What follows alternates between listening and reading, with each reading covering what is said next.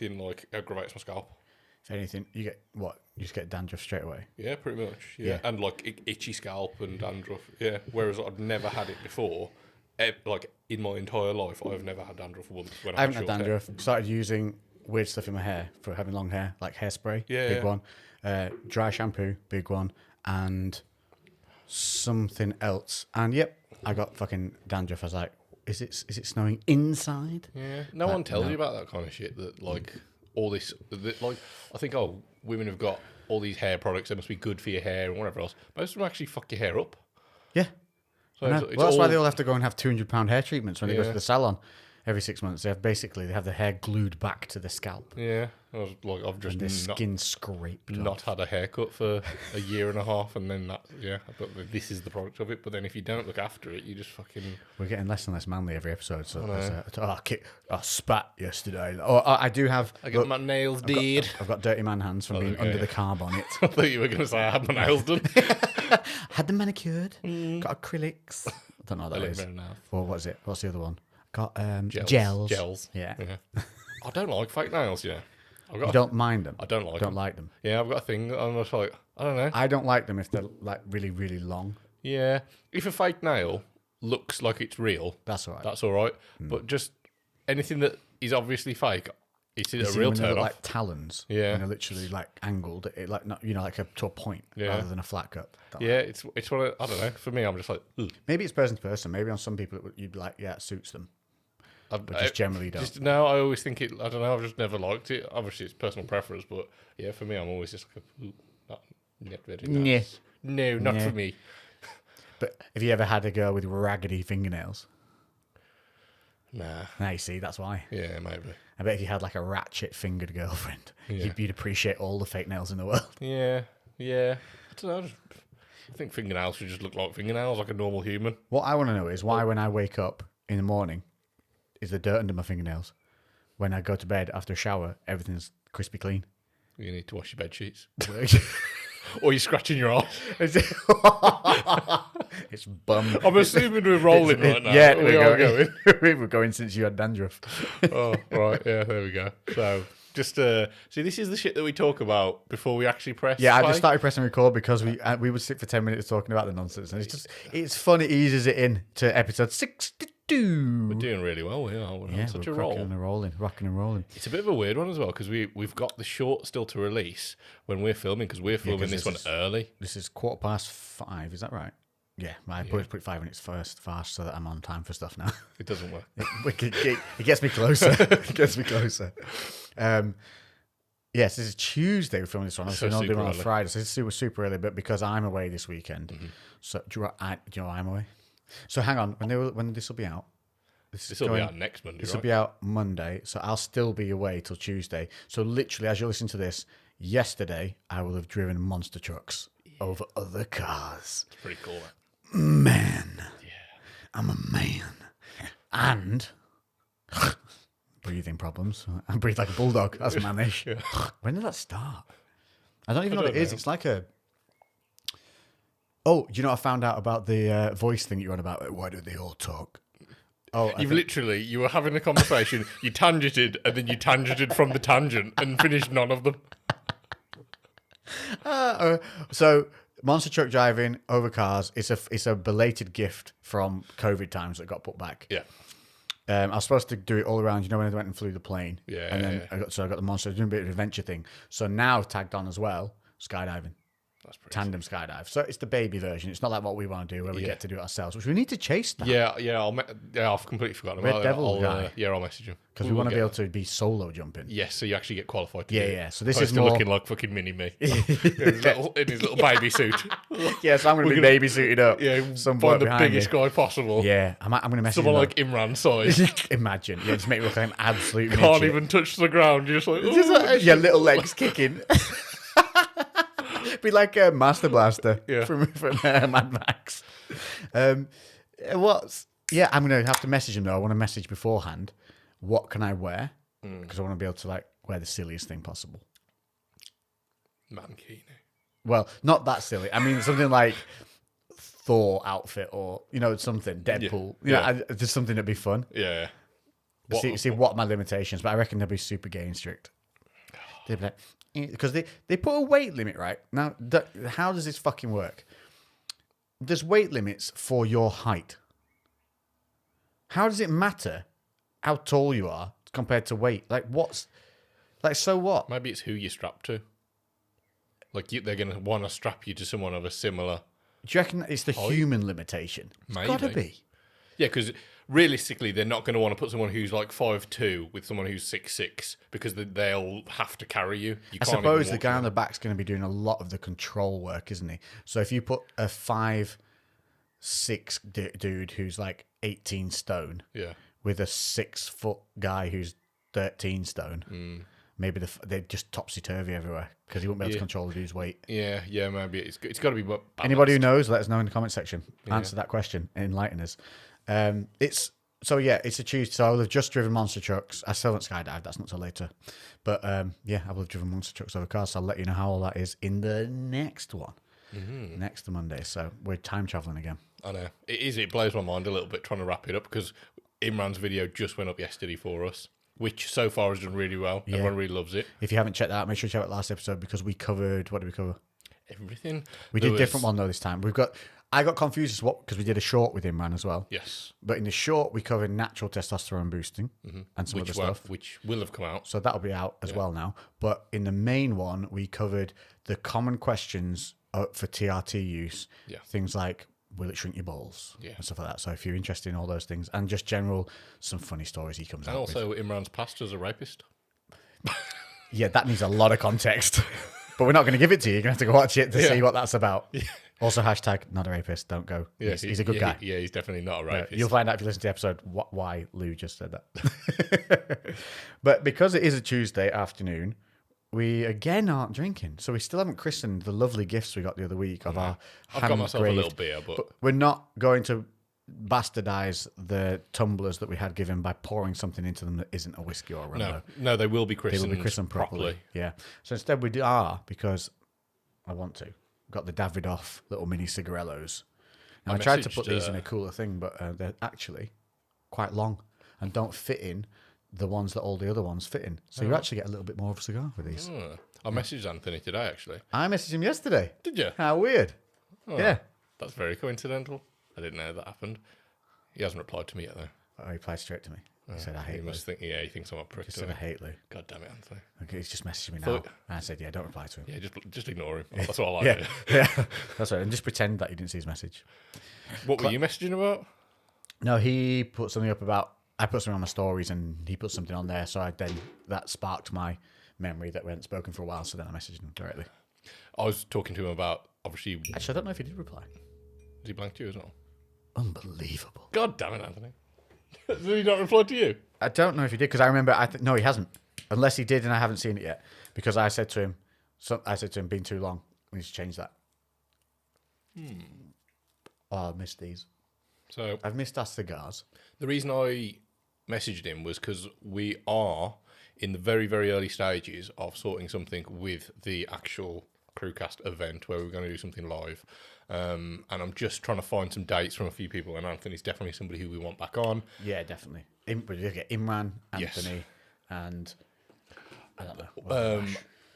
Well, we were hoping to get somebody potentially from Burning Barn. That'd be quite cool if we could actually get him on. Entrepreneurial. Yes. Ryan as well, potentially. He was in anyway, Burning Barn guy. Yeah, I already said he was in. Yeah. I know, basically, we are trying to plan stuff out, but because we want to get multiple people in, we need to work out dates that are going to actually suit for several different people first, and then we can announce more from there. But we also want to do it when it's quite nice weather so that we can have the gym open and breezy and fun, and people can have a smoke of a little bit of whatever they want to smoke. Yeah, exactly. Drink about what they want to drink, and then we're just trying to work out whether what package you guys would like, whether you want it all inclusive with accommodation and everything included in just in the ticket, or whether you just want a ticket for access and then you sort your own shit out and whatever. So we should have a little question and answer session with you guys, which for some reason the freaking week didn't work when we had Imran on. Put up the question on my stories, as you guys always normally see and always get involved with really quickly, even to your best stupidest extent with your great would you rather questions. Yeah. And it just trickled by. Thousands of people saw the story, and literally nobody sent anything through. And even by the end of it, gone for 24 hours, Yeah. still nothing had come through. Well, we tested it, and I like submitted a question, and it just nothing. Yeah, so nothing come if through. you had an issue with that story, let us know. Hopefully it won't happen again. We will put up another one for next week's podcast, get you all back in and rolling. But that was bizarre because it was an annoying one. When I tested it, I wrote it out, sent it exactly as if it was normal. So I imagine everyone else probably thought that those questions came through, but we got nothing. Yeah, we couldn't see anything. I only got one I sent to myself, test, Yeah. and then the one you sent to. Right. And that was it. Whoa. Jesus. Oh, that wasn't good. What was that? That was the microphone. That's a heavy boy. That was the wind, if you didn't know. Yeah. It's because it's... The wind is now metallic. It's early in the day, the sun shines, so we've got the blinds down, but it's also warm as fuck, which I'm not complaining about, but we've got the windows open because we're smoking. And the blind, which weighs about 10 grams, with the power of the wind, just knocked off what could be like a kilo microphone. Yeah, it's got some weight to it. Leverage. It's all about leverages. Yeah, it is. It's all in the hips. It is. Hips. So, yeah, that was what the bang was. So we're going to work our way towards getting that event sorted and just get more out to you guys and just kind of include you as much as possible. So let us know ideas in the comment sections or wherever you can hit us up. Give us ideas, throw us things at us, and the more shit we throw at the wall, the more that will stick. Yeah. We had another chat as well about, because people seem to like the little short things that we're doing, so hopefully they start picking up steam, as well as actually doing shorts as well, like literal 1 minute shorts, and also featuring a couple of other things that go on behind the scenes, like when we go to the cinema, maybe getting some little clips of us just doing stuff, or when we're training. We don't train together that often, but we're going to try to. Changing that up, because I need to film more at yours anyway and do all that to keep the content coming. I was actually going to come down today until I realised we had to film this afternoon. Right. And then, so I'm going to go to the gym tonight and film some boxing stuff, and then I might try and get over to yours tomorrow instead. Yeah. And get over early, like I said, and film some more bits for the U of Tube. And so that's all rolling. I've got also some cool stuff. So I've got the Worst Pain series coming back. That's going to be the massage series with all the problems and the massage and the treatments and stuff you guys can be doing, and you can see me suffer. That is hopefully not this weekend. I'm going to start filming that next weekend. And then more filming from yours. So I want to come down and film like 3 or 4 videos and then go at yours. Short ones, like 5-minute ones, technique stuff. Then I'm going to do the motivational stuff from here, from in the podcast room. So hopefully the people will be getting something, at least a video from me every other day on YouTube, and start ranking out. Because fucking YouTube is just screwing me left, right, and center at the moment. It's unbelievable. It's like properly just dicking me in both ends. It's just like, I get people messaging me, didn't even know I was still uploading for the past year. They thought I just wasn't on YouTube anymore. And they're subscribed and everything. Yeah, it's so strange, isn't it? I don't really understand what YouTube's like trying to achieve. No. Can you pay to boost on YouTube? I think you can. I think I'm gonna have to get it back in the ring. Yeah. And then once I've got the things rolling, I wonder if should be able to back off. It's almost gone the same way with like Instagram. Obviously, once Facebook took over Instagram, they were just, everything had to be like we actually were scrolling back through to our old posts because we wanted to see what the last April Fool's joke we made was. What, on BCB? Yeah, from the BCB page. And COVID was going last time, so it wasn't really we didn't really do something. So it was the year before where we made an April Fool's joke. Yeah. And we were like looking at the bearing in mind we had less followers and less everything else, and the interaction on our posts, we were getting double, triple the amount of likes and views with less followers. They've smashed people down by like 60%. The sick thing is they want you to pay, and when you pay, it's not worth it. Yeah, it doesn't even. Unless you pay multiple times consistently, then I guess they start making it more and more worth it. Assholes. It's just disgusting because the community feel is lost, totally and utterly lost on Instagram now. It's turned into a video platform like TikTok. We've seen that, and they wanted that to happen, so they only fueled that. Yeah. So anybody that was a photographer and was doing really well and created beautiful imagery and would show that, now has been screwed over. It's just they don't care about their creators. That's what annoys me. There's no care for the creators, which are basically earning them their money. I think that's why some of these other platforms like Twitch and things like that, which are much more community driven, seem to do well. I think it's just everything I've seen of Twitch seems really good. It's just we need to work out how we integrate Twitch. Yeah. I think definitely doing something live, or even I wonder Me and Lex both play games. Badly. Yeah. Lex more badly than me. Oh yeah, definitely more badly than you. Yeah. More badliest. Well, I'm the badliest of the two of us. But is that something people would care to see? Obviously, because a lot of the time they've got the Twitch stream, so the camera will be facing us, but then we'll be in like the corner of the screen, and they'll be watching us play, and then they can kind of see us interact as we go. But don't you need a screen record for Twitch? A lot of them now, so like I don't know whether the PlayStation has it, but a lot of them it's like they can have it built into the app, into like the actual app when they're playing, so you don't need to like. It's not a third party thing anymore. I don't think. Look into it. Yeah. Then you can what? So we just play a game and chat. Pretty much. Well, I think we'd have to potentially hook up another camera to point at us as well. Yeah. So then it screen records, and then I think that's how they can get it to work. Because before you had to have like other. You'd have to have it screen recording with extra cameras. Yeah. Dual screen And like a edit chat thing. up as well. And Yeah. I don't think it's that complex anymore. I think it can be if you want it to, because obviously you can get much more benefits if you're there, like interacting and messaging people over the live chat as well. But we probably wouldn't do that if you're legitimately playing a game. No, you have to have a a- live have a chat. fun- That's what makes it fun. Yeah, I know, but we can't be like always responding to it. We might be able to like be reading through as we go, but it's not like Well, I'm going to lose anyway, so I can just keep it's not like us reading playing the chat. Yeah. So And then if people would be interested, yeah, do it. Whatever, just it's fun. I enjoy doing these. So the more we can build on this, the better for me. oh, can we talk about our? Well, it doesn't matter for you, but for me, now I am now an influencer as well. We are now sponsored by Cineworld.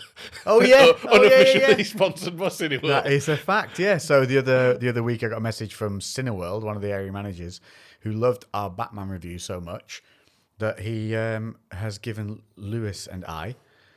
I got the. Do you end up getting it to work?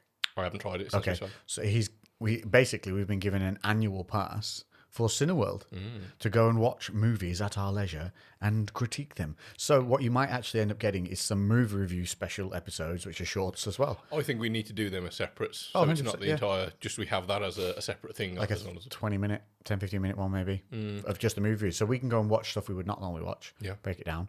But we are not being biased. If it sucks, I'm going to say it sucks. Oh yeah, fuck, hell yeah. Yeah. So that's pretty cool. And also we might have a little something for you guys too. Is that right? Yeah, so that does work. I tested that. Yeah. So from right now, if you sign up to the unlimited with Cineworld, which is where you pay just monthly a one-off like fee every month, you can go watch as many movies as you like. With that, it's your unlimited card. I think you have to upgrade if you go into IMAX. You pay like a supplement, but other than that, you just book it and go, and it's just a one monthly fee. And it is actually, if you go and watch 2 movies a month, you are actually ahead of what you're already paying. Because I think it's like £16 a month, £17 a month or something. But it costs you a tenner a ticket normally, £8 or £9 a ticket normally. And well, we've got 25% off, right? So on your first month, if you pay for the annual thing, it's 25% off your first month if you use code LEXFitness. Nice. Yeah. So it's a little bit of something.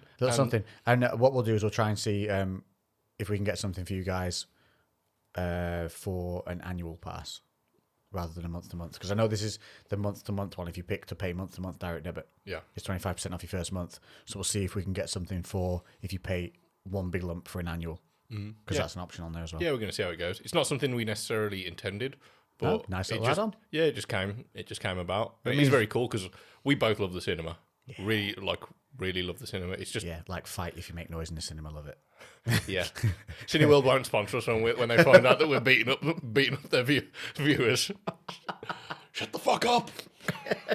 We're basically free security. If you're in a film with us, and definitely if you're there with me, because I'm like, cool, I got backup. Normally it's like me and a non-fighty person. So I'm just like, right, which wall is closest for me to get my backup against? We'll do it. We'll fucking take on a bunch of chavs. These 6 chavs that have just walked in late and are chatting. I'm ready to go. I had to do a bit of... I went to watch... I can actually give you a little film review. Ambulance with Jake Gyllenhaal.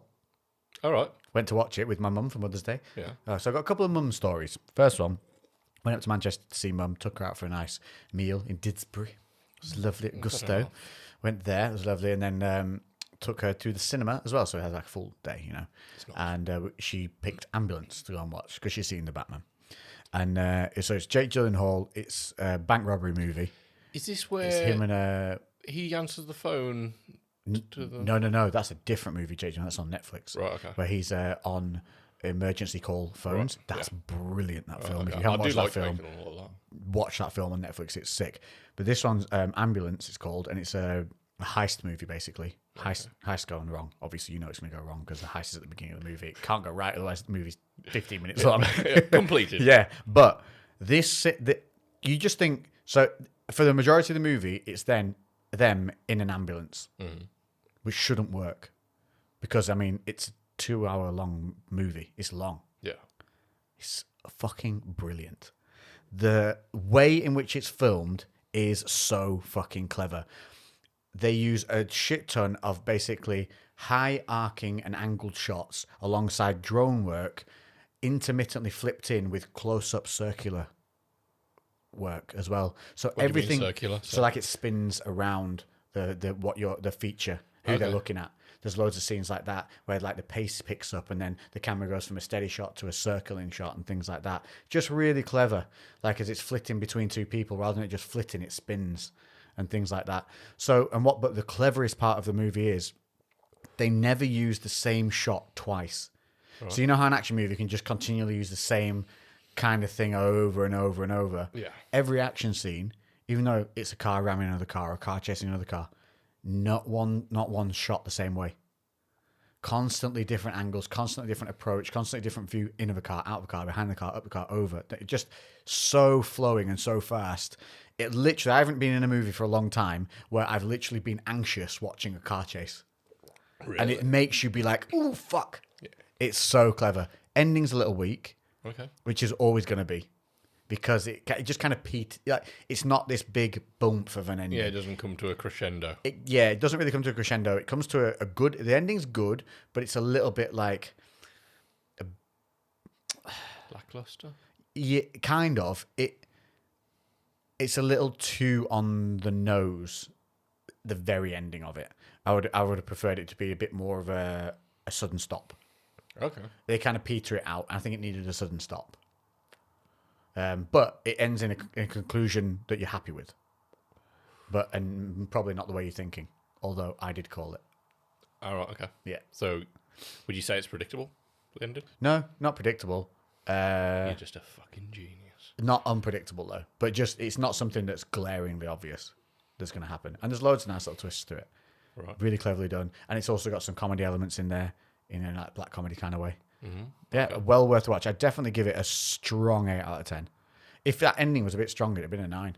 Because I did not expect anything from it. Honestly, I just thought it was going to be a usual shoot 'em up, chasey, bit of a mobster movie thing. Okay. No. It's the cinematography is amazing. Right. Definitely worth a watch then. Jake's never in a bad movie, man. I struggled to think of one that's bad. The only thing I came up with is Prince of Persia: Sands of Time. You know what? I actually kind of like that. It's not terrible. It's not bad, no. But it's just not great. It was a bit of a flop at the time, but the film itself was quite enjoyable. Yeah. It was a little bit strange that everybody in it was white and it was Prince of Persia. That was a little bit strange. Yeah. And I suppose fucking hell nowadays it wouldn't even fly, would it? Like, would Jesus. No. But I actually kind of enjoyed that film. It's been years since I've seen it, but I remember everyone else like being annoyed at it, and I was like, why? It's not bad. I've seen way worse than that. I don't think any movie made from a game has ever been good. No, like you can't expect it to be brilliant. Just enjoy it because the action was good. The story kept you engaged. I can't remember it. The CGI was... I think it was CGI I didn't like. Was like, meh, but it was all right. It kind of like... It flowed with the game style. Jake Gyllenhaal did a good performance. I don't remember what the female, like... Was there just one? Or did he do 2 of it? No, there was only one. Just Sands of Time? Yeah. Well, if there was a second, it got bought by a different studio, and it was a Jake Gyllenhaal knockoff. Yeah, it wasn't Jake. Yeah. It was Blake Billinghall. Yeah, Blake Billinghall. That is definitely someone's name. I watched Chappie last night just whilst I was doing some work. Oh yeah, was that good? Fucking love it. It's such a good movie. You've not seen Chappie? No, it's not. Holy fuck, dude! It's savagely good. I know. We spoke about it fucking ages ago when we saw the trailer for it before it actually like got released anywhere. But no, I've not.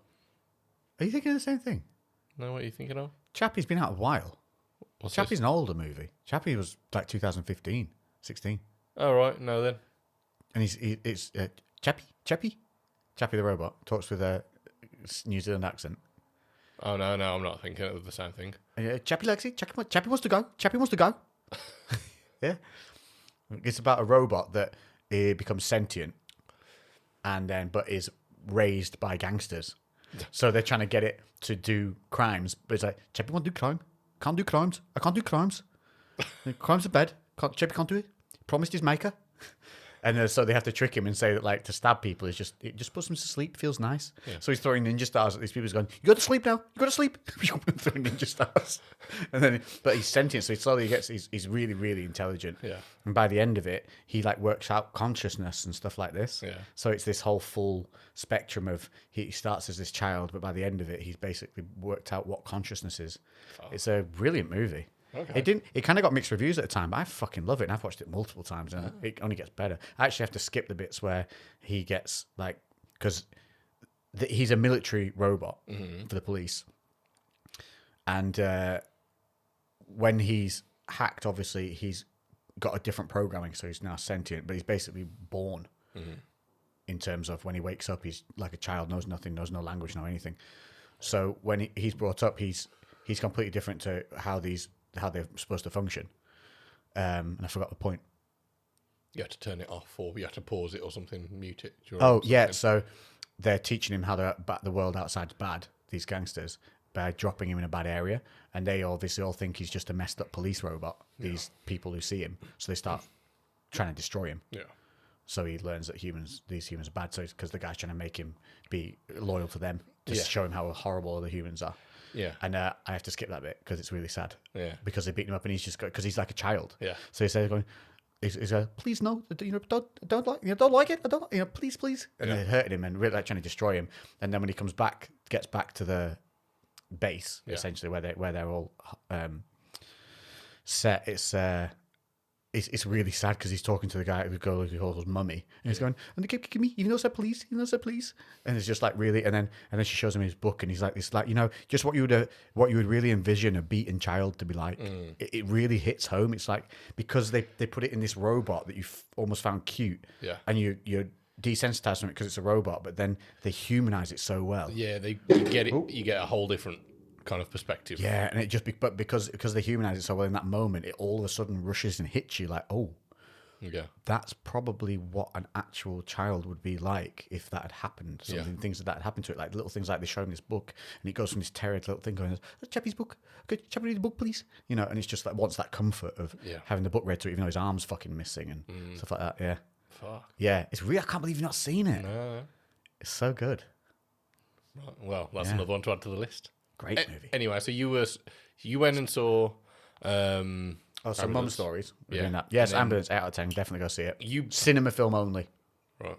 It's 100% a cinema film. If you watch that at home, it won't be as good. Right, okay. Just because of how the cinematography is. You need the big screen to take advantage of the way they show it. See if I can get down on the weekend.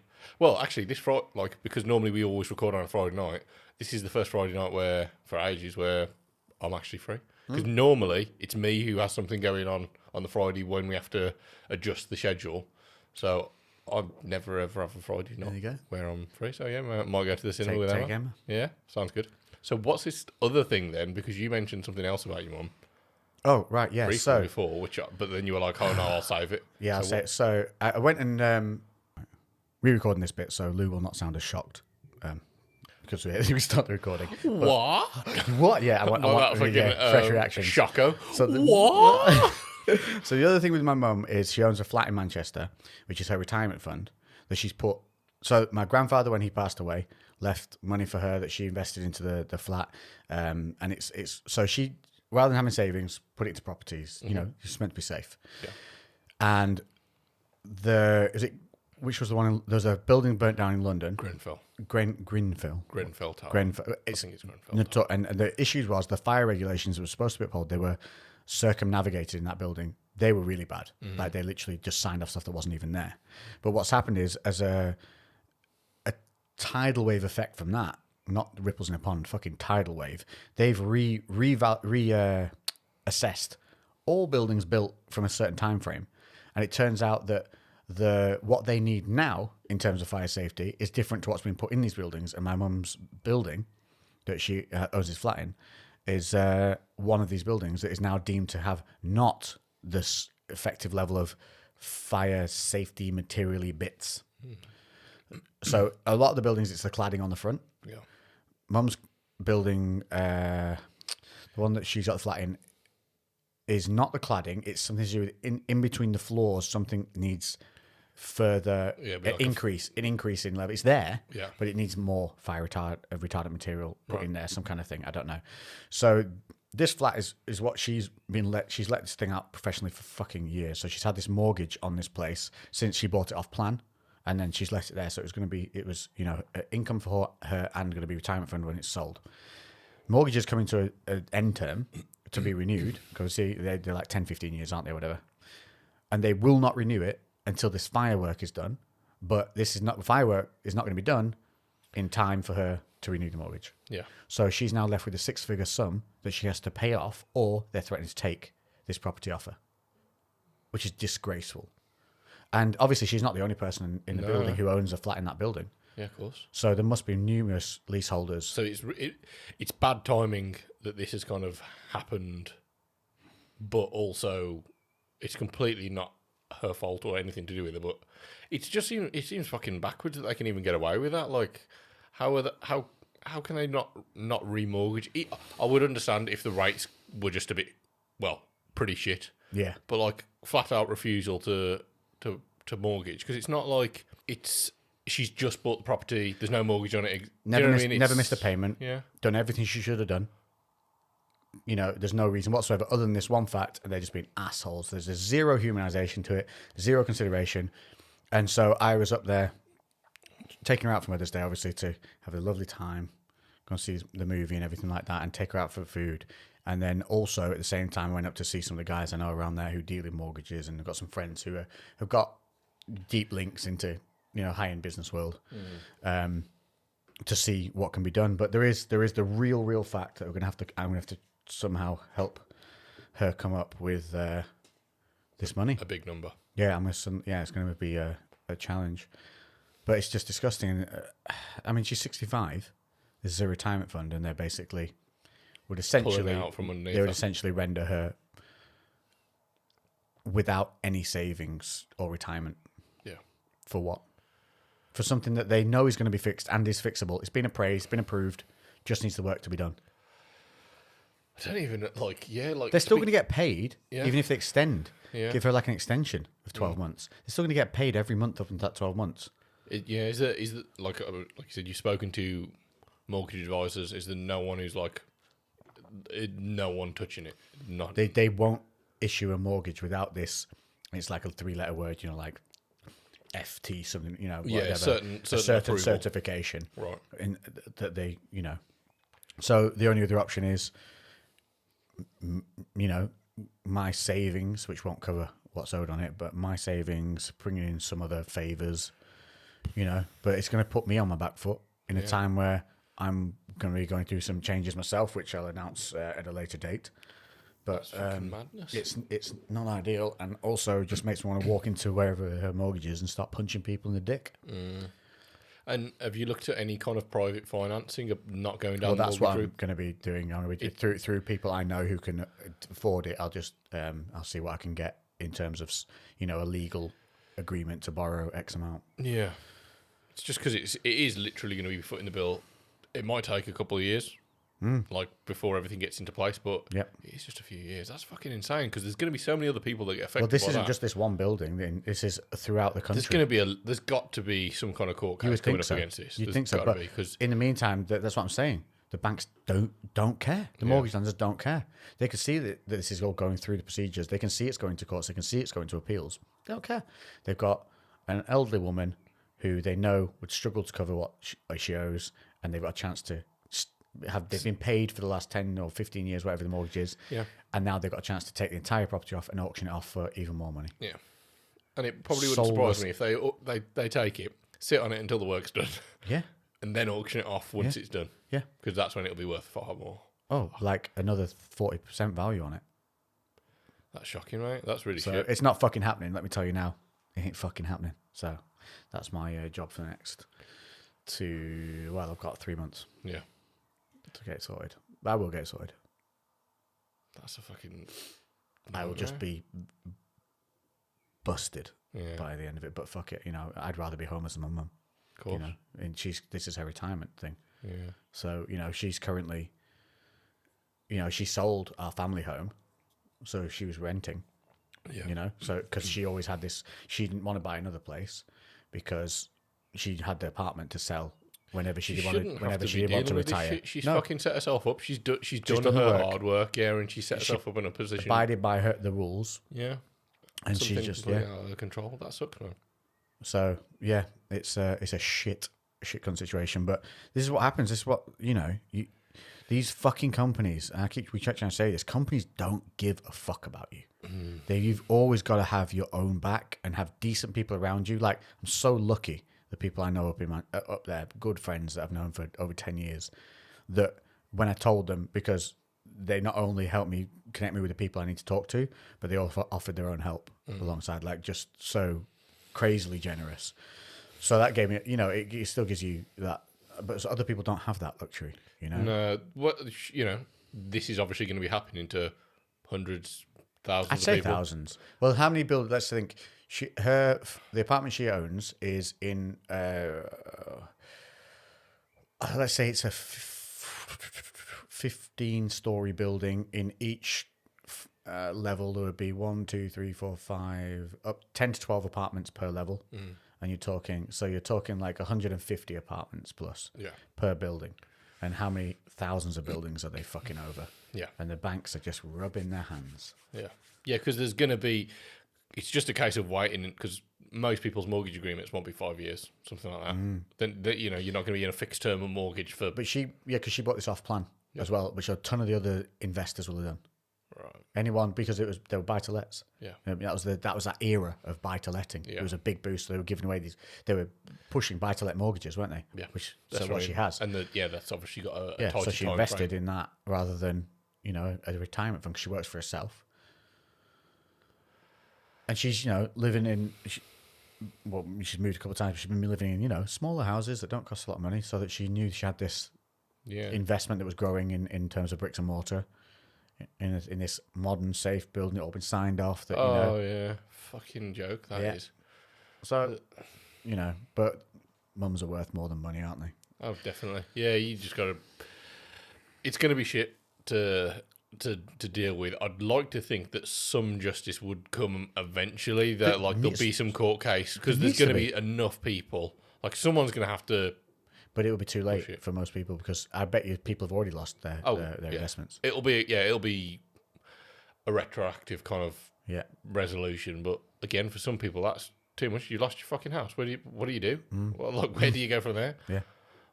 It's shit. At least the only bonus, I suppose it's not a bonus, but the fact that that's not her, she's not living there herself. She's already got something else, although that's part of her income. Yeah, it's not like but she's the place getting where kicked she out lives of the street. it's an outgoing. It's not an ingoing. Of course. That's not an owned outgoing either. Yeah, no, it's an expense. Because the ownership was in this one, and she sold the family home, then put, that money cleared, other debts and just living, and give her savings to go and do what she wanted to do. But it's that the mortgage on the other home wasn't complete, so that got paid off and only left a bit over the top. Yeah, which she then invested. Yeah, and they always say that like bricks and mortar's the safest investment. It only ever goes one direction, in that if you wait long enough. But there's these other variables that you'd never even think of. You just got to be so fucking proactive against these companies, though.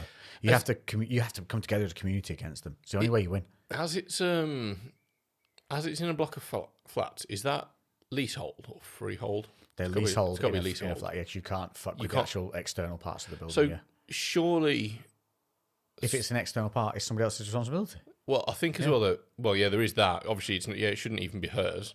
But like, I don't know how it would work. Is it like can the leasehold as a collective get together to do something? That's what they're doing. but it just gets peeled, push back, peeled, push back. So they're just buying time. The developers are buying time, so they don't have to pay. Yeah, fucking jokers. Fucking yeah. But anyway, happier news. Yeah, well, this isn't necessarily happy. This is something that I got reminded of after we had the meeting with Imran. I'm not going to say anyone's name because it's very personal stuff. But just, and this is not a knock on the NHS at all because they're brilliant in so many ways, but also, especially down this kind of hormone route where we obviously touched on a lot with our podcast last week. This is coming at it from the other side, and this is menopause, and women going through menopause and HRT. It's like I had no idea the extent until I was around other people that kind of have been dealing with it. It's fucking terrible, mate. Like, really, it's so bad. What for some women getting onto it? Like, well, no, what some women are dealing with from like menopause symptoms, and then the support is probably worse for women than it is for men. I thought it'd be better because they've had HRT for so much longer. And it's acute. Like, you know what I mean? Like, with guys, it's a real slow decline into testosterone, like losing your testosterone. Oh, yeah, there's a flip it switch. tapers. And yeah, with women, it's pretty fucking quick. It happens quite quickly. And again, there's several people who I know that have kind of been going through that, but also somebody I was speaking to the other day who's been dealing with it for 2 years now. Still hasn't got anything and been put on antidepressants. Before HRT, they put on antidepressants. Yep. The doctors are fucking moron. Put on sleeping tablets. Moron.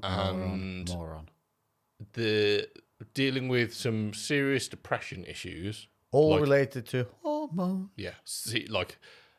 And to the point where can't sleep is a big one about growth hormone being fucked up, which is what they are substituted with on the HRT. And progesterone and estrogen. It's a fucking science as well, so it's not something you can mess around with yourself. It's probably, with men, we're a bit more straightforward. Our TRT is so much more straightforward than HRT because there's a much more complex interplay of hormones as far as I'm aware. The estrogen balance is so much more complicated than ours. And the levels are very minute. With us, we can get away with overshooting, a little bit undershooting. Yeah. With women, it fucks them around so much more.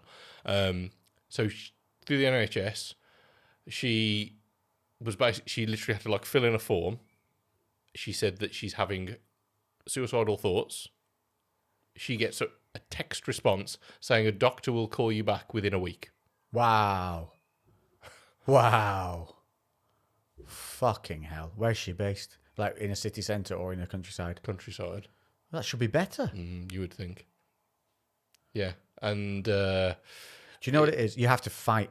You have to fight the system. If you're struggling on getting the NHS, you have to be fucking relentless. And I mean, you have to ring them every fucking day and you have to become a thorn in their side. And if you do, eventually you'll get through to somebody who gives a fuck. I know that... That's all you need, that one person. Well, even the thing is, though, with the NHS, it's just such a long road. And when she actually got to speak to somebody... It was a phone consultation, and it was just a list of questions. So she was 8 stone, whatever. I don't know what that is in pounds. Yeah. The first thing, you need to lose weight. She's like, I'm already I'm at my ideal weight, and she was like, you need to do this. You need to exercise more. All these, she's very active already. This is common. This is what happens. Yeah. So she literally had a list of things read off. It at no point acknowledged the fact that yes, you're going through your menopause. You probably need some hormone therapy to help balance everything out. It was literally just like, you need to do this, this, this, and this. No care at all. It's unbelievable. And this was literally saying how bad her mental state was. Do you know what it is? Lack of humanisation again. Yeah. Do you know what it is? Because they have a checklist of have they gone through this form yet? No. So they have to go through that form, to go through this form, to go through this form. And that's what I'm saying. You have to be relentless. And you have to also do your research and what you need to say. Even Imran said it. Yeah. On last week's show, you need to know what to say to get you through to the next stage, because otherwise you'll be left for months in that shit stage. It's redundant. I'm going to get Lex to pause this so I can actually run and get it because I've been passed on a resource for women with. I'm going to keep talking because I've got something to say about this while you go get that. But basically, this is something on their website. So this is a private company that deals with HRT, but they're growing massively to help women, but they've still got a big waiting list. And I know somebody who's been looked after like absolutely brilliantly, But they've got pre-written letters that you can send to your GP. All of this is like things to help if you can't go to them, because they don't care. Like they're fucking making money. They're doing all right because it's just such a busy thing. So they're like, even if you're going through the NHS, if you can't afford it, these are the things that you need to say. So there's loads of resources on the website. So I'm going to go. You go get that. I'm going to grab that. So I can give you another. I can give you another relation to the same situation, and this is. It's not just limited to what Lou's talking about with the HRT. It's basically the way the NHS system works. When my grandfather was taken into hospital, he was on no food and complete and utter bed rest because he went in. What did he go in for? Oh, he had he had a systemic infection which basically dropped his core temperature and was life-threatening. So when he went into hospital, he was put on nil by mouth for like over a week, which basically when you're old, he was in his 90s. He was like 98 at this point. They lose their ability to swallow. They lose gag reflex and they lose the ability to actually swallow.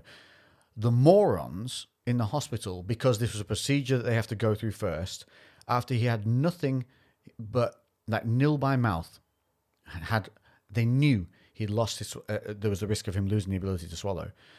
They gave him tablet antibiotics, which he then tried to swallow, couldn't, and then aspirated onto his lungs, which means he pulled fluid onto his lungs, and he fucking developed pneumonia. You know what they did after that happened? Gave him liquid antibiotics. The fucking idiots. No humanization. Again, they didn't look at it. They didn't judge it from a human standpoint and use common fucking sense. 98-year-old man, gag reflex and swallowing reflex lost. Maybe we should just go straight to liquid antibiotics, but the system wouldn't let them do that until they'd implemented the pills. And this is what I'm talking about. There's these stages. And from what Lou said with the HRT, I know somebody else who went through the same thing, but it's to do with an autoimmune autoimmune disease that was happening. And it was finding the source of the autoimmune disease. They were told the same bullshit when it started off. Bearing in mind, they had already implemented a MAP food diet, which is a very, very strict and stringent diet, which basically alienates all food back down to ground zero. And is that slowly like an elimination diet, basically, but even stricter. Everything's categorized, and you only eat very specific foods from certain categories for a set amount of time to see if it alleviates symptoms. That had all been done. They were already very fit in terms of they were like actually coaching other people and training up to twice a day sometimes. And first thing they told that person, that human being, was you need to just maybe have a look at change it, make your diet a bit healthier, and exercise. And you fucking idiots. It's just such a disconnect between. But they had to fill in stupid form. Yeah. So if you know this, but a big thing that you can do to get around all this motherfucking bullshit is get your bloods done by a private clinic, because when we had our bloods done by Imran, we had everything tested all the way through to our TSH levels, our T3 levels, and T4 levels. Yeah. NHS will test you acutely for one fucking thing at a time. So you go through the one thing, it shows no result. Well, we expected no result because we need to know the TSH levels of this thing. Okay, now you got to come back in for another blood test so we can test you for your T3, T4, and TSH. They should have done that on the first fucking blood test. They do not put you through for a full panel. No. So if you get a full panel from a private clinic, you can then go to them and go, look, you tits, this is out of whack. Put me through to the specialist now. And they legally have to. Because you have evidence from an approved clinic that shows your issue. So you then circumnavigate all that bullshit, which they want you to be stuck in so they can push you to the back of the line and deal with you later. It's just a series of, like you said, checklists. And I think that I understand why in a such a complex... they can be getting people coming in for a million different reasons. They also have to deal with a fuckload of time wasters, people, because we've got paramedics that are at our place, and some of the things you hear paramedics get called out for is insane. I know. Like stubbing your toe. I'm not joking. The system is flawed. It's not the people. The people, like you said, are dealing with idiots every day that they have to deal with. But that means, but what they also have to do is have a system that works for when someone comes with a boatload of information, to have that information actually reviewed and taken on board. And that's not what they do. No. They just ignore what the person says and makes them do the checklist. And that's what I mean. Humanize it more. Common sense. And also, most of the time people ring up, they're talking to a desk clerk. Who knows fuck all, and yet is making decisions on their medical data. Where are they? Who are they getting? What they should if fill they're out getting next? To speak to anyone in person. What should we fill out next? You're a fucking receptionist. And she doesn't know. So she's given her the next in the checklist because that's what the system says to do. You need to get through to somebody. And the way you do that is, one, get your background information on what's wrong with you and issues, and basically just be extreme in whatever you've got going on. Ramp it up, say it's worse than it is, to push it through and get hold of a doctor. If you've got a genuine concern, you need to make that very clear. And also, again, if there's any legwork that you can do prior, do it, get it done. And if you can message Imran from last week. He said, get in contact with us, me or Lou, and then let us know, and we can put you through to Imran, well, if necessary. But also, Lou, what you got now for another one? Okay, I'll mention this as well. So the HRT place, so it's Newson Health, Newson Health, Newson Health. That's their website, where there's a load of free resources on there, things that you can send to your GP if you're having problems. But also there's another thing called, it's an app called Balance.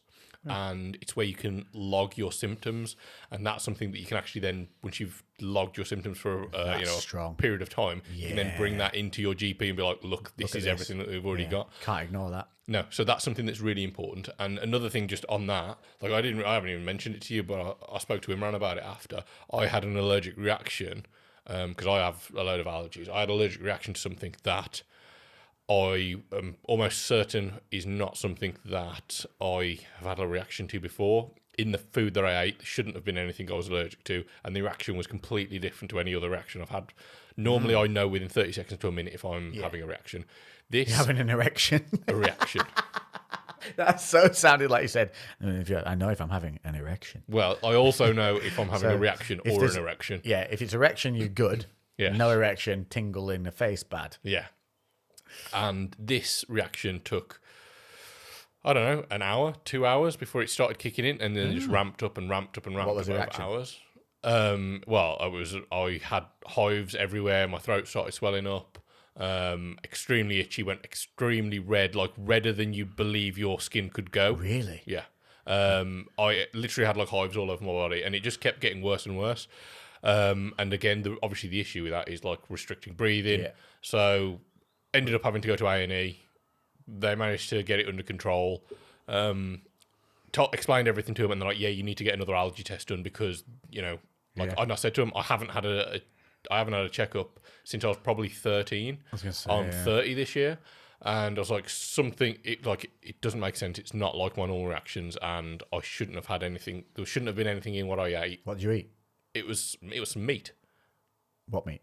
There was a mix. It was like a mixed grill. A mixed grill? Yeah. From like an Indian? Yeah.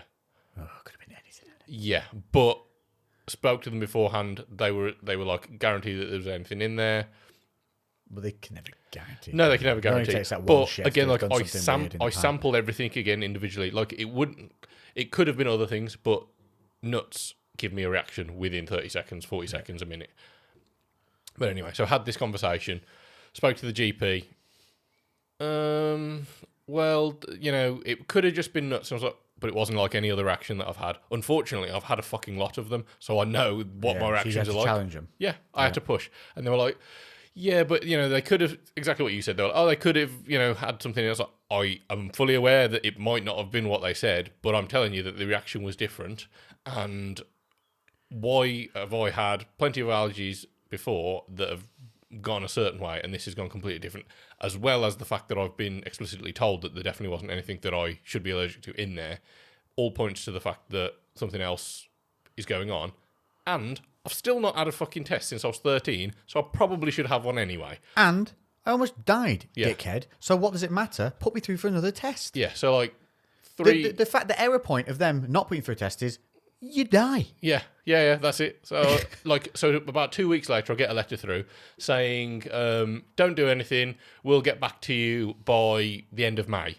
I was like, all right, okay. Like, there might just be something that I'm allergic to. I could be allergic to something very common now and not know it and have another risk of death. Yeah, basically. Jesus. So then I spoke to Imran, and he was like, yeah, we can sort you out. And he'll do it. They do like private allergy tests. Unbelievable. And obviously, you've got to pay. And obviously, not everyone can afford to pay, but if it's something, because these aren't that expensive, this is something that might fucking save your life. Yeah. So if there's anything worth spending money on, don't buy your new fucking hoodie or your new whatever, or just put a bit of money on that. And I know obviously Imran is our friend now, but when I went to see him first, before we spoke to him about the podcast, before anything, because I do this all the time if I'm ever meeting anyone, and I know it sounds strange, and you'll get it a lot more, but if you ever mention that what you do or who you are, that will sometimes change how people talk to you. They'll treat you a little bit nicer, go a bit more out of their way because they can see some kind of benefit. Yeah. Me as a gym owner and him in the health and fitness space, he might be like, oh, might get some more clients out of this if I'm extra care, you know. So I never say anything, never said anything about the podcast, never said anything about the gym. I'm just a guy turning up to get my test checked. That was it. And the level of service was brilliant. The fact that he like phoned me up, spent plenty of time on the phone with me, explaining what everything meant, answered all my questions. It was a really good level of service. And afterwards, because it was so good, that's when I was just like, I've got a podcast actually. And that's when we got started. Yeah. Got talking. Like, so I know that he would do the same thing for anyone else listening. I didn't get special treatment because he might have thought he could have got something. Go there with any preconceptions. Yeah, exactly. Yeah. So, and I'm sure that there's plenty of other, private clinics that are very good, but we know as dealing with it firsthand that Imran's fucking brilliant. So Transform now is. And like I said, when he did the blood test for us, it had a full panel on there of all of these things that the NHS doctors would have you in 3 or 4 times over to just get these numbers through. Yeah. So that one-off payment is a one-off with someone like Imran's clinic because it covers everything in one go. Yeah, and they do so much as well, like the heart scans are all kinds. So. I know my mother-in-law, she's going to be looking at getting one done just because she wants some checkups about a few, like she was pestering me about the allergy thing because she's got it's more like hay fever like allergies, but she's constantly battling with her allergies, like her ears are blocked, her nose is blocked, and she's on antihistamines like permanently, which is never good. And so she's like trying to deal with the symptoms, but the NHS aren't going to, because it's not fatal, they do not give a shit that she's having to deal with not being able to breathe through her nose. Was, and they still didn't give a shit. Yeah. So the NHS is brilliant at dealing with you if you are very, very young, i.e. just being born, or very, very old, like getting looked after. But the middle ground, I think that's where... And it's completely surgery to surgery as well. They're so different. It all depends where you're based, what GP you're going to. Yes. Because I know. Obviously, you had a great service when you. Amazing. I had an amazing experience because I was just lucky with I got the best guy doing the best There's work. never a middle ground, is there? No. They're either brilliant or fucking terrible. Yeah, and that's true because the person I know who's ended up like finally being put on actual heavy medication for their issue. After being told to exercise a bit more and change your diet. Fucking idiots. Turns out to be something that could, if left, develop into cancerous issues. Yeah. Fucking and that's it. And if they hadn't have pushed to and also they fucking idiots. Whenever you get a results from a GP, don't just take yes you're fine as a fucking test result. Get the actual figures, get the paperwork, because this person rang up and said, "Well, how are my bloods?" The receptionist went, "Yeah, doctor says you're fine." She's like, "That tells me nothing. What were my numbers?" And you have to go into the surgery, sign a load of forms just to get access to your number. And the stupid, swear less, stupid person behind the desk went in, so you can get it on an app, or you can get it in real life. Gave them the wrong form, so they've applied for paperwork when they specifically asked for the app. Yeah. And then even rang back later saying I haven't received my app code through to get email code through to access the app. They're like, yeah, they're on it now. So even when they rang in to double check, the stupid fuck on the phone fucked up twice by not checking. So, but you're fine. Well, what are my fucking numbers from the test? Well, you'll have to ask the doctor. Had to ring back, get the tests again. Spoke to another doctor who had to then look at the tests again to tell them the numbers. Said, "Oh, no, the blood test shows you've got this." And it's serious. Yeah. The other fucking doctor had missed it when the blood test was specifically for the issue that was found. Stupid, lazy fuck. Something that was already deteriorating someone's life and could have caused something very serious down the line and even caused infertility. Yeah. Unfucking real. And the only reason she got the blood test in the first place, because a temporary GP came in. And that's who they saw. Some places are, it's a shame that unreal. There's some surgery, some doctors are absolutely amazing, and then others seem to be absolutely terrible. And it's I don't know if it's almost like after a certain point they just get so sick of dealing with bullshit that they just don't even Well, acknowledge that's fair enough. But you're in a fucking profession where you're going to have to deal with bullshit. But there's one thing I would say, and I know it's shit, and I know it sucks to do it. You have to log complaints against doctors if they're bad. I don't mean log a complaint about someone because they had a snippy attitude. I mean if they fuck up something or don't relay information properly or don't put you forward something that you needed and you found out was delayed because of their ineptitude. You must put a complaint in, or they will keep doing it and it will keep being accepted as the behavior they're allowed to go forward with. And I know you might feel like a shit for doing it, but you will be saving other people. Literally, you could be saving other lives. I know somebody, this was quite a long time ago, and again, not saying any names, but somebody went into the GP with some issues, and they were told, oh yeah, you're fine. Didn't even look into it anymore. They're just like, if you're still having this problem, come back in a few weeks' time. Yeah. A few weeks later, came back again, one off to get tested, cancer. Fuck's sake. But fortunately, they were okay, but when they got the diagnosis was they had about a 50-50 chance of survival. Because of living left. And it was, we all know that the earlier it's caught, the better. Yeah, it wasn't too long that it was left, but... Weeks is a big timeline when it comes to something like that. And did that GP ever find out that the person who they just sent home actually ended up with cancer? Probably not.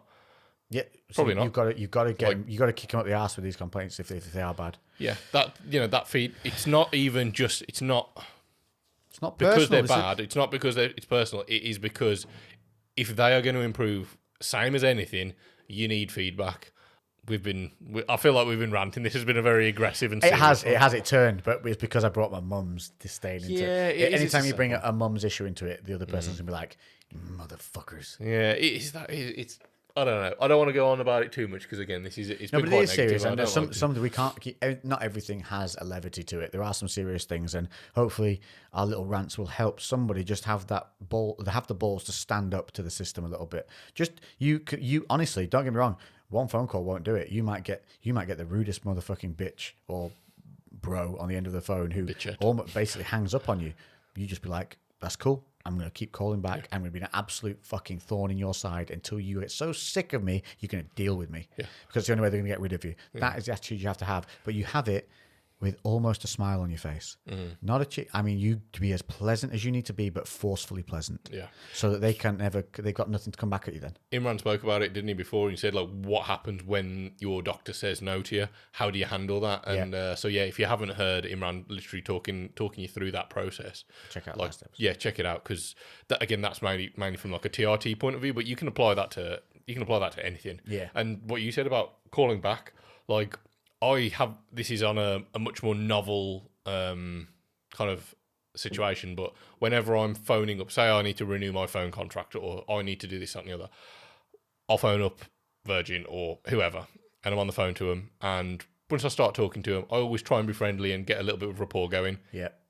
If I'm in any doubt of my relationship and how the communication has gone over the phone, I'll hang up on them. That's what I do. And then I'll call somebody back until I find somebody who's nice, who has good banter, someone you can talk to and they're actually a bit human, because you can push the boundaries a little bit more, get a better deal. Yeah, you can hang up. You can hang up on them and ring back. If it's something like the phone stuff, surgeries, I know you can't because you get the same receptionist every time anybody call. But I've had it with simple stuff, with like having my...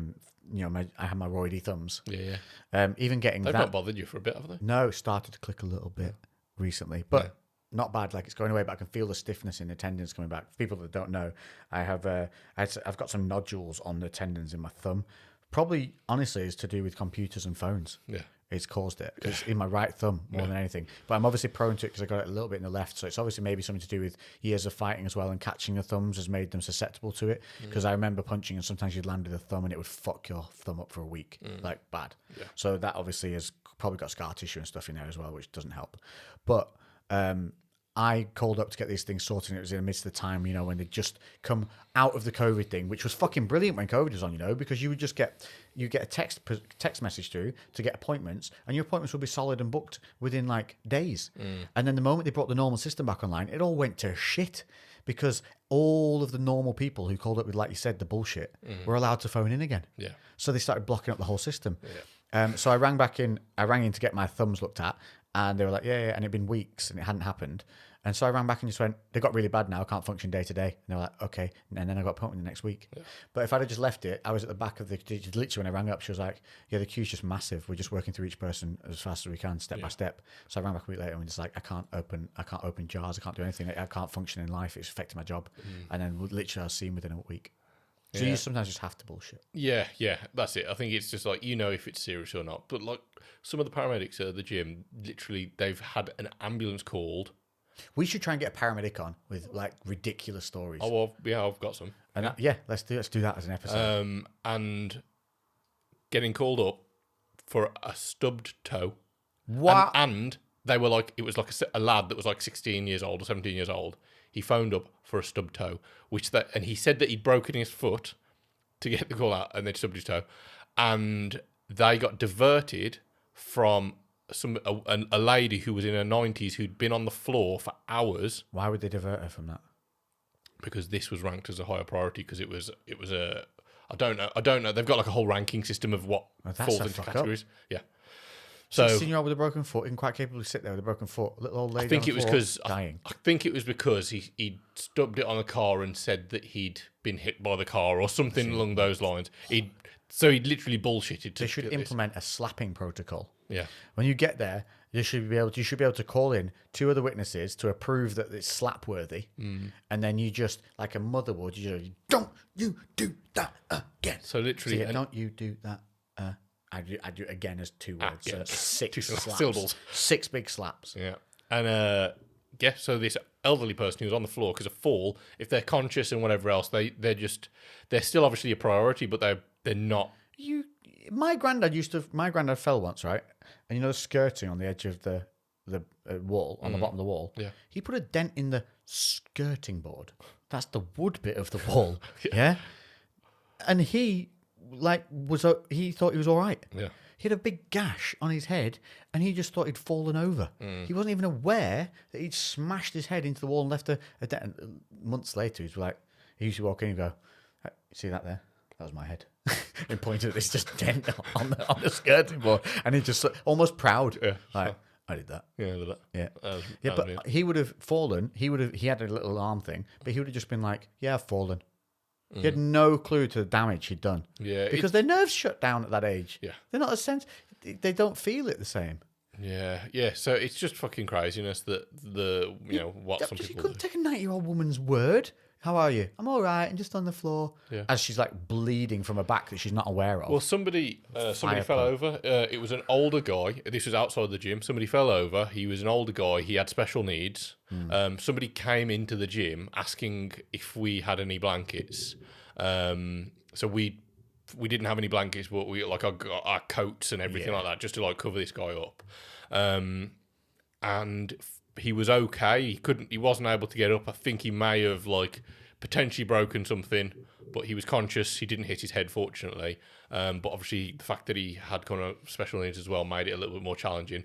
There was just some passers-by that spotted it and then were looking after him, fortunately, and they waited while the ambulance came. But it took hours, and it's because literally took hours. So again, you'd have to bullshit if you said, I think he's broken something. They'd be there quicker. Yeah, maybe. Yeah, I don't know. There is a ranking system of how things go, and it is a shame that's the way it is. I don't know. I feel like maybe we should be educated at school of what severity what warrants calling an ambulance, because I think some people are just they lack enough self-awareness and they're just not educated. Here's a fun one. So I went to meet Mitchell, the massage guy, the other day, and we were just waiting for food and coffee and that, and we were coming back through the car park, and someone recognised us from the gym. So they just came over and got chatting because we were just in Ironbridge. Oh, what are you up to? Blah blah. Use day-to-day talk. Nice thing. Hello, nice chat. Because they were on their own. Thought, engaging in the conversation. They might be wanting some humanised, little part of their day. Yeah. So did. Lovely person. Turned out they were a teacher, teaching in primary schools. Get this. Guess what they have to teach kids now in primary schools? Oh, you said this. Did I say it the other week? Yeah. Facial cues. Yeah. It's they have little cards showing this is angry, this is confused, this is sad, this is, I wonder if this is a post-COVID thing. Because kids growing up with nowhere near enough human interaction. Insane. I was like, are you for it? Yep, 100%. We're literally, it's a protocol. That's scary. That is scary. When just the lack of just even being able to judge a situation by looking at another human being. Yeah. And we actually have decided that kids can't do that now. I'm wondering if that's to maybe pick up on any kind of learning disorder, like special needs or anything. No, it's a general thing for the whole class. Yeah, I know, but like if there's any kids that seem to really be struggling with it, that might be a sign that they've got some, I don't know, some kind of is there like on a the spectrum potentially or whatever? Yeah, there is one where they really struggle to read like social cues and. I think it's just a generalised thing because we're just turning into fucking zombies. But yeah, it is a skill though, isn't it? Understanding facial expressions. That is something that obviously over time we pick up on. When someone pulls this face, they shout at me. Yeah. When someone pulls this face, they punch me in the face. Punch is imminent. Yeah. And obviously it's way more subtle than that. We're like exaggerating. What they should do is like show the face and throw a left hook. This one. You just got a generation of kids that can like duck and weave like nobody else, just fucking slipping shots. You know in Jackass 2 where they've got the poster on the wall and Steve-O's there reading it, just like reading like the note from the girls and just like, you rocked our world, and then the fist just goes boom straight through. Fucking love that scene. And they get Wee Man on the chair. See, and that's how you develop a better army. Yeah, there we go. Yeah, that'll toughen the kids up. Yeah, cards and left hooks. Yeah. So this has been a serious one, this one. I know, yeah. Because we were due a bit of something, but the weather is on the turn. I know. The sun has been out, blue skies, the clocks have gone forwards. That means we have bright evenings again. Yep. I have felt fucking fantastic since that's happened. Yeah, it's massively made a difference to my mood in general. Mornings outside again on the grass, doing meditating in the sunshine. Also figured out that sitting in a meditative state is fucking painful. Yeah, I saw you were like crippled from it. Mate, I put it on this stories this morning, but I sat against, like, I had the wall as like a reckoning point for my back.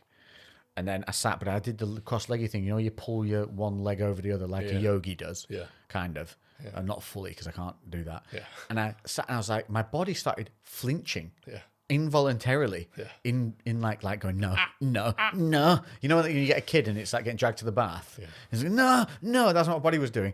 And then I realized, right, okay, so we know my left glute's lazy. So I squeezed my left glute, squeezed my right glute, and that eased it a little bit, but then my back started hurting.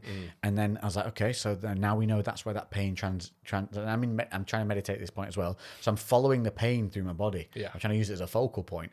And then I've realized that sitting in a good postural position, I can't breathe as deep because my back's hurting that much from having to sit in this almost what it's thinking is a stretched position because it's used to arching its lower back so much. So now I'm straightening it and making it work and making my core work. The back's going, every time I'm breathing, it's going, and so I'm starting to breathe through it. And it actually helped me meditate a bit more because as the pain would dissipate, that would let me know, oh, you're getting into a meditative state because the pain is dissipating. You're able to separate from the pain. But then the moment I'd realised that, I'd go back and realise the pain was there because I was snapping myself out. Yeah, that's part of meditation though, isn't it? It's the ability to have these distractions and then still clear your mind. Sitting in a meditative position, that yoga position, is painful for most people when they start. It's a thing. You're supposed to sit in the discomfort and learn to be in the discomfort. Yeah. So that's what I was thinking about. I was like, get comfortable in the discomfort, and doing that, and then breathing. The Alan Watts Boretta, I think it's called, Listen. Just type in Alan Watts Listen for the meditative talk through that he does.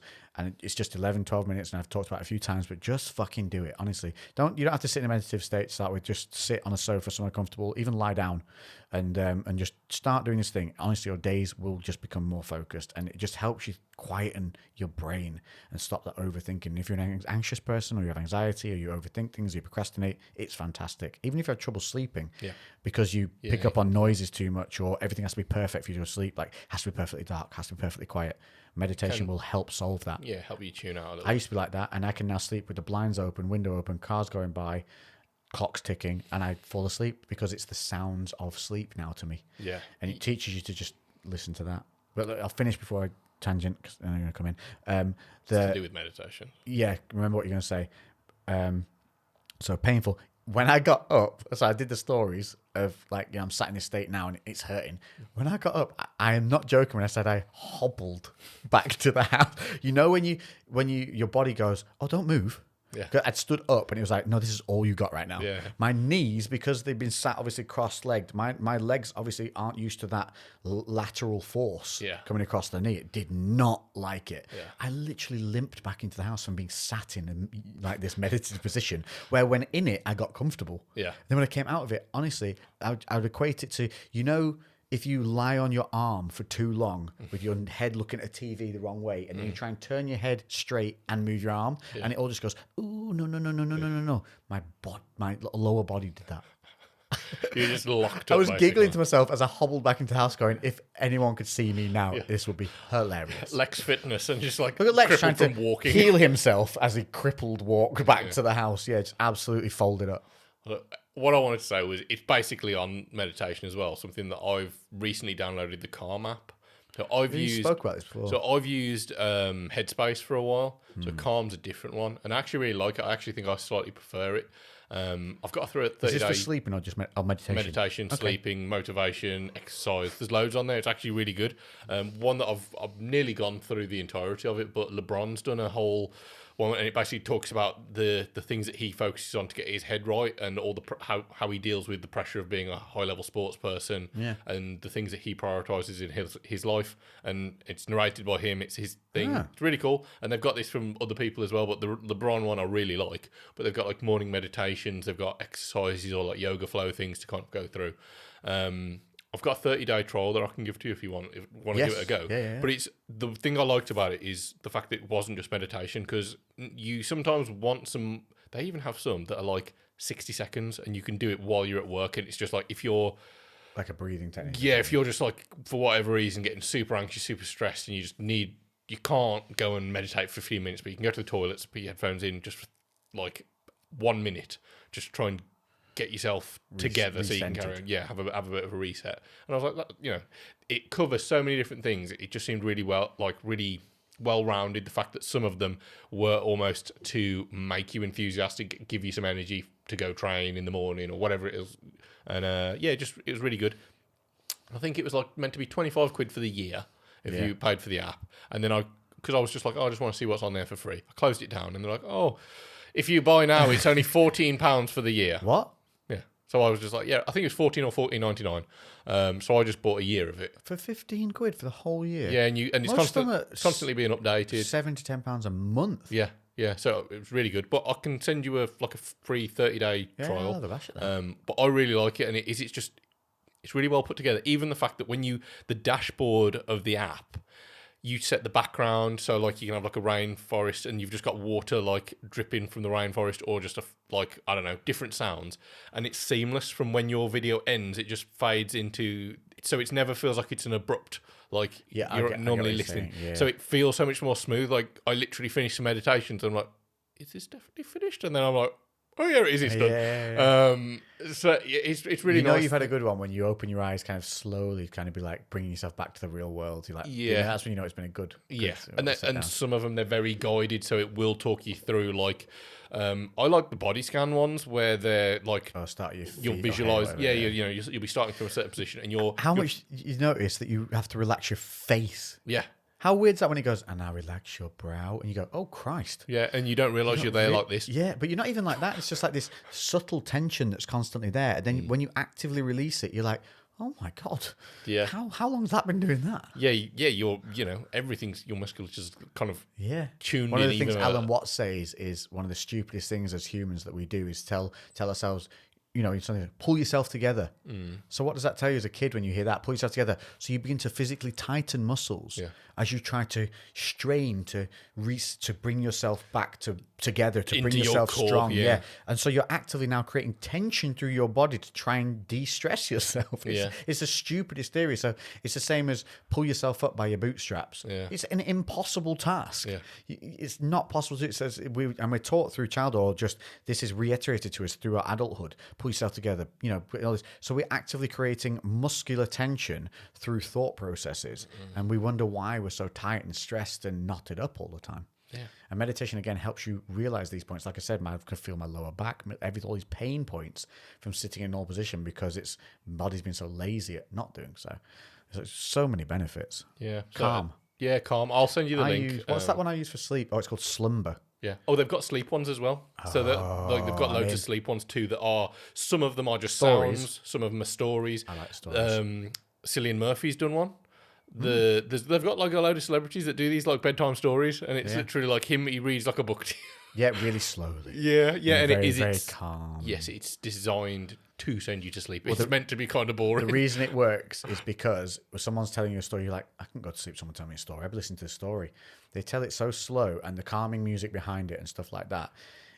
And what it does is pull your brain away from thought because you're listening just to the words, and eventually what that does is calm your mind, and then the tiredness takes over and you fall asleep. Yeah, every night I go to sleep to stories. I put audiobooks on. That's how I go to sleep. I have the same one. I still haven't got to the end of it. It's only 40 minutes long. Sometimes I don't get through the intro. Yeah, because my brain, and what it does is it creates a mechanism of when you hear these sounds and then you hear words, that is training you like a Pavlov's dog to get into the mode of sleep. Yeah. So it's training you to get into sleep. Now, it used to take me an hour to get to sleep. That still happens sometimes, usually when I'm stressed, usually something's going on. But pretty much now, if I get into bed and put one of these things on, it's 10, 15 minutes, I'm gone. Yeah, I actually wanted to maybe do this as a short at some point, maybe not today, but at one of them, because sleep's something that I've struggled with for years, and I have so many little things that I do now. No, let's do that as the short today. Yeah, It'll follow on well from this. Yeah, actually that are load because everyone has trouble sleeping at some point in their life, or waking up. And waking up. Yeah, I'm classifying this all as the same thing because I've dealt with all of these. Yep. And I've read several books on sleep. I've watched I've done a lot of research into this myself, and I know loads of things that actually kind of some things you have to put a fair bit of effort in for not that much return, and some things have a really good return on your investment. So it's just worth fucking doing anyway, whether you might not even know how badly you sleep.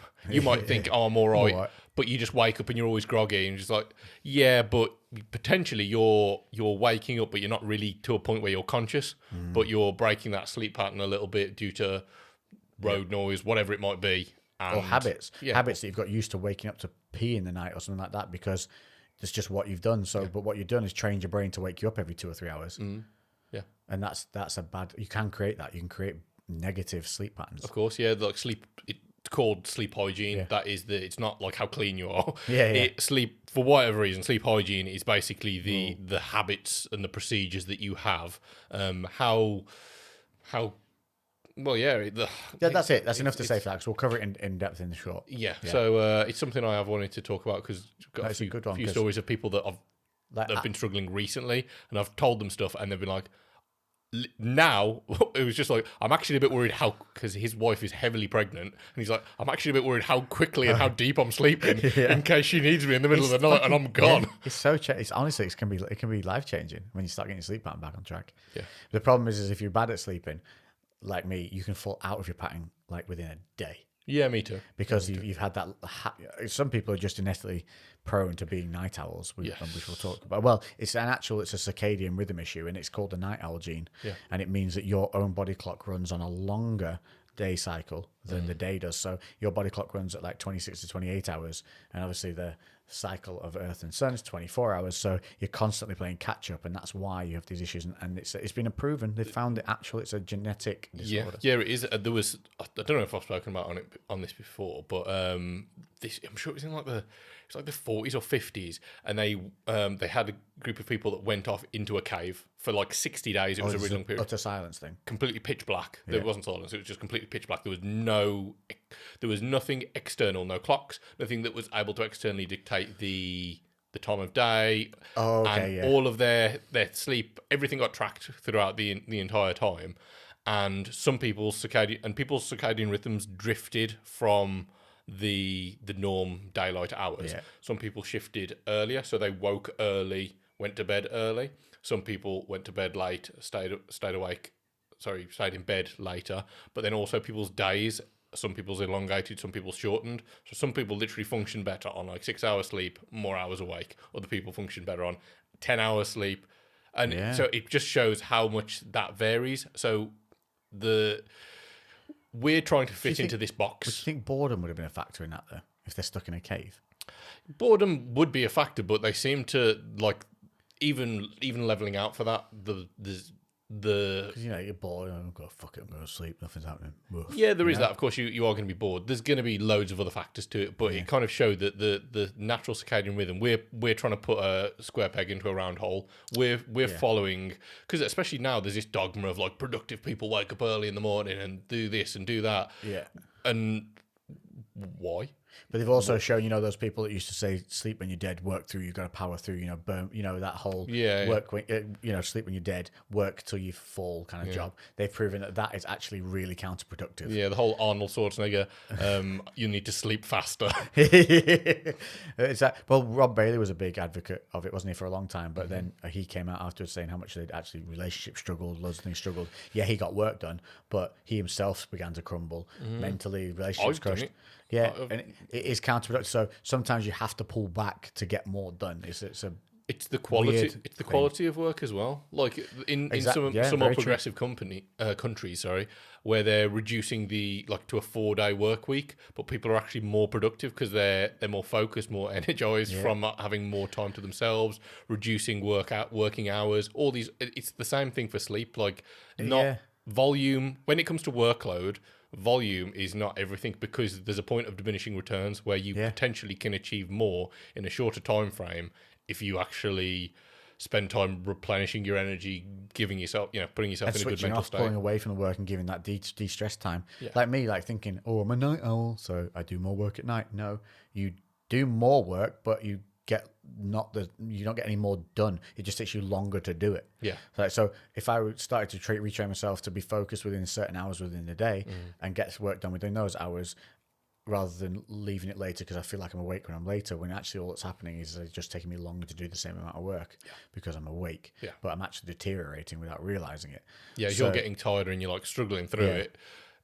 You probably could have got that same amount of work done in half the time frame. If you got it started, if I kept my procrastination under control during the time I was awake, but because my brain's so blah blah blah blah, when I'm in that wake mode, I get distracted so easily because there's so much energy going on, and obviously I'm on that spectrum of the ADHD where it's like hyper focus. Yeah. So whatever I'm pulled towards, I'll fuck off for 2 hours. And it could be work, or it could be finding the color green. Yeah. Or learning about 1990s wrestlers. Yeah. It's just because I lose that concept of time. It's an actual thing. Like I have it's hyper focus where you actually lose the concept of time.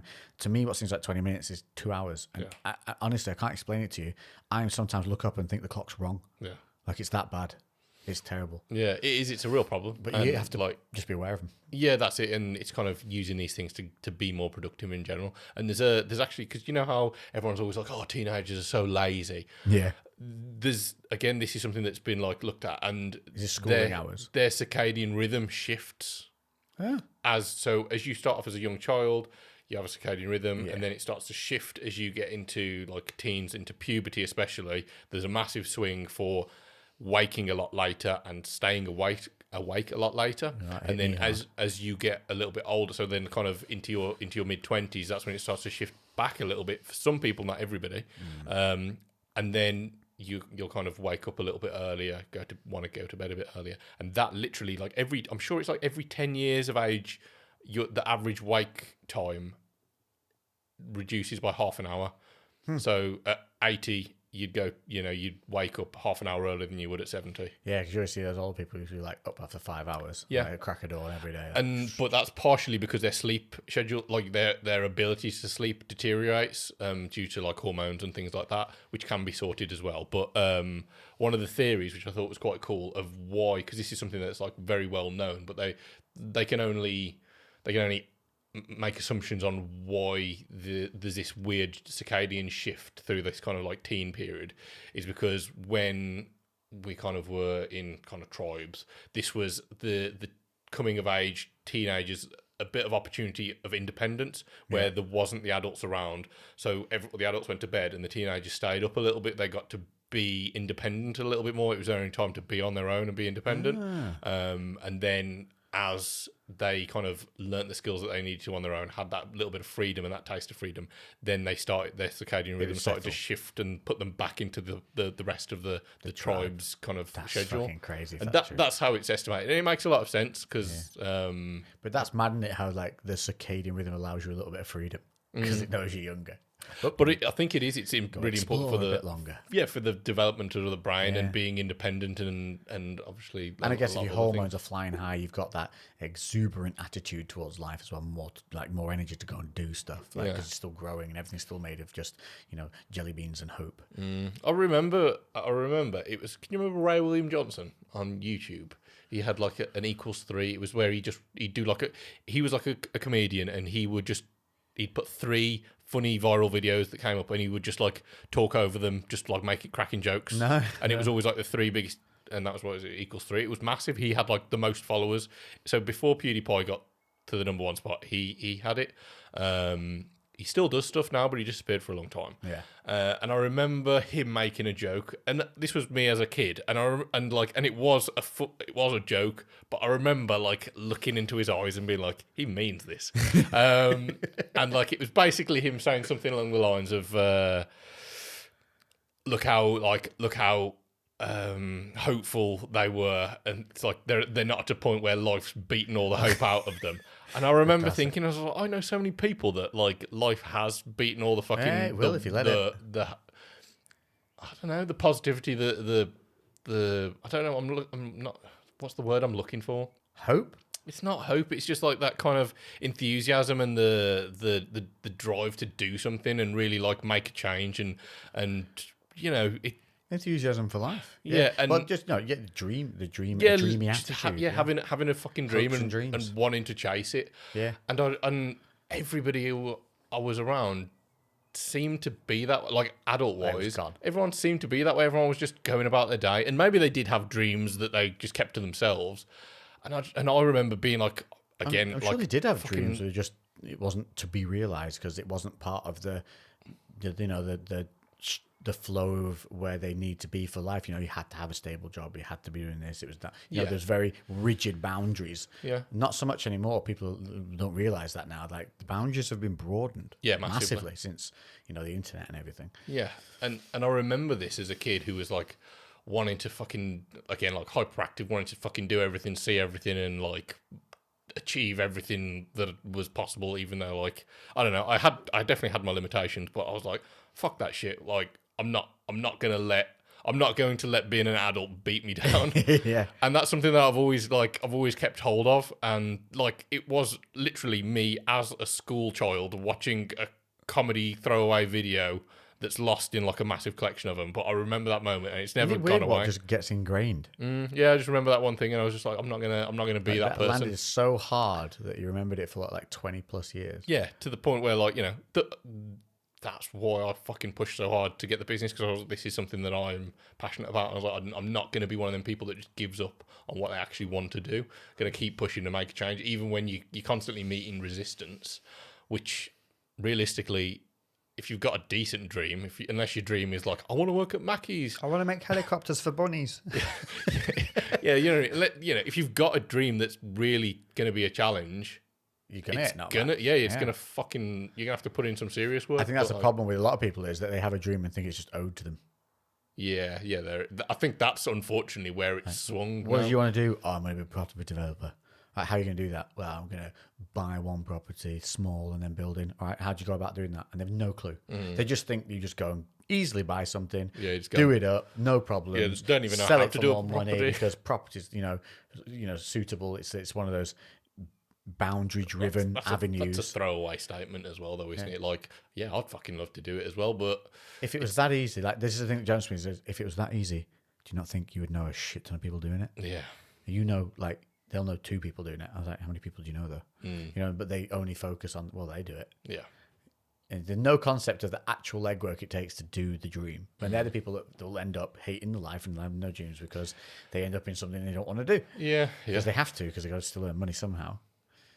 Yeah, it is. It's like, don't get me wrong. Like you'll have loads of things that shit will fail. Yeah, that will go wrong. It won't all be successful.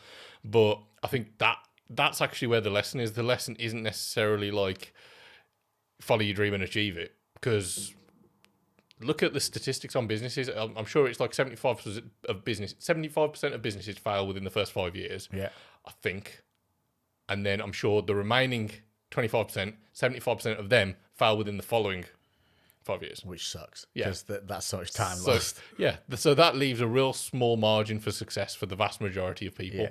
But the point of that is that when it still goes wrong, you don't just fucking give up. You reassess, learn from that process, and then if in that reassessment process you've realised this dream wasn't actually all that I thought it was going to be, maybe I need to look at something else. And maybe, and this isn't like, everyone fucking idolises fucking pisses me off when people say entrepreneur. You haven't got entrepreneur in your bio, have you?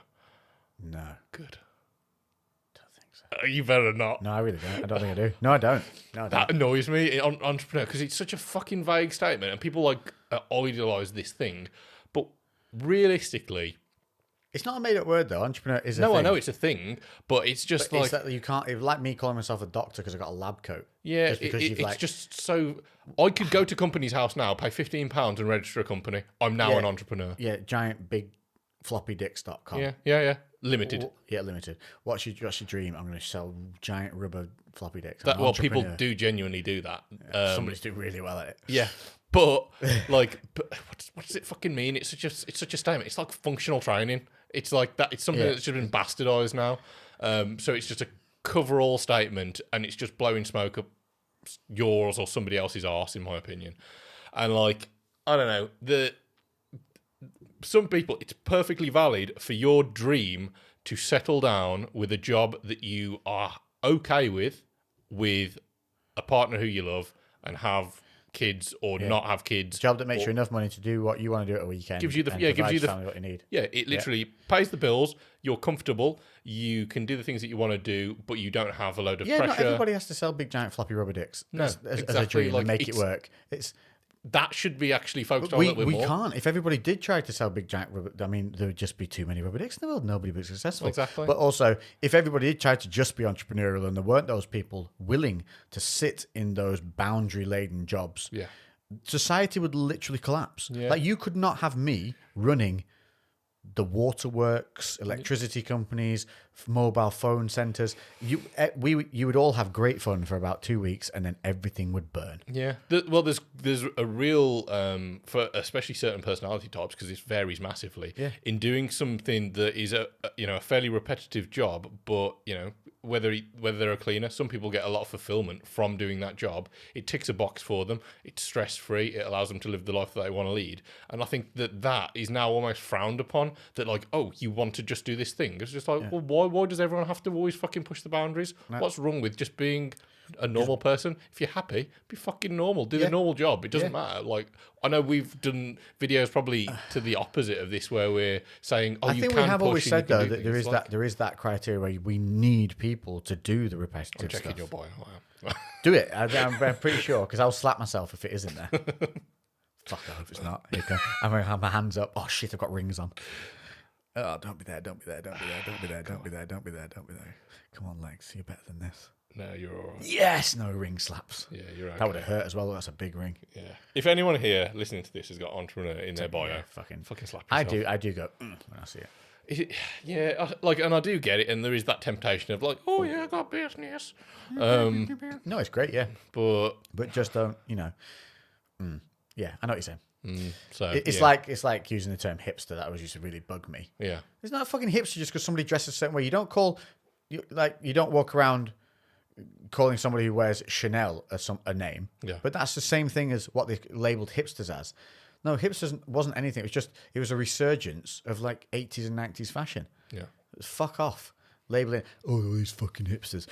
Because you dress a certain way made you a certain person. Don't put your labels on us. But that used to really annoy me. But do you know what?